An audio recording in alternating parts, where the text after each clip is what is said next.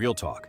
May isang bagay na natututunan ng tao habang tumatanda siya at ito ang katotohanang hindi itinuturo sa paaralan. Hindi lahat ng kasama mo ngayon, kasama mo hanggang dulo. Noong bata tayo, akala natin habang buhay ang pagkakaibigan.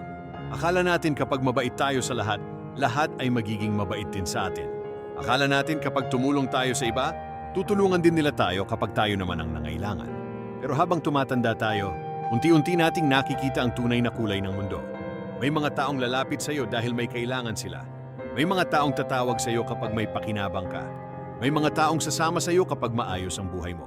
Pero kapag dumating ang araw na ikaw naman ang nangangailangan, bigla silang nawawala, bigla silang abala, bigla silang hindi mahagilap. At masakit yon.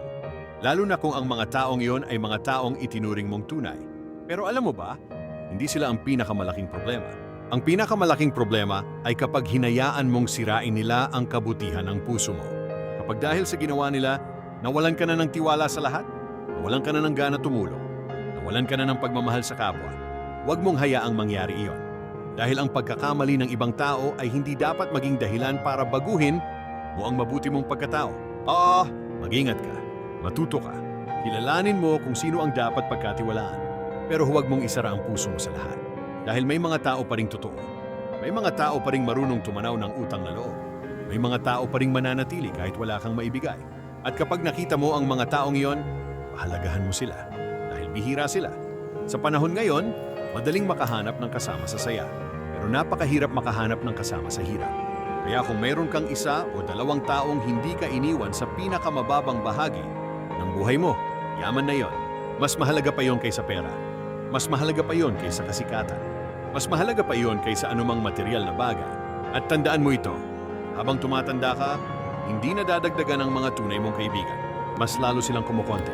Pero mas nagiging totoo, mas nagiging mahalaga, mas nagiging espesyal. Kaya huwag kang malungkot kung maraming umalis. Magpasalamat ka. Dahil bawat taong umalis ay nagbigay sa iyo ng pagkakataong makita kung sino ang tunay na dapat manatili. At sa huli, hindi mahalaga kung gaano karami ang nakapaligid sa iyo. Ang mahalaga, kapag dumating ang pinakamadilim na bahagi ng buhay mo, may mga taong handang tumabi sa iyo nang walang hinihinging kapalit. Yan ang tunay na kayamanan. Yan ang tunay na pagkakaibigan. At yan ang real talk. Padabako ka mo. Tawanan, kwentuhan at aral sa buhay.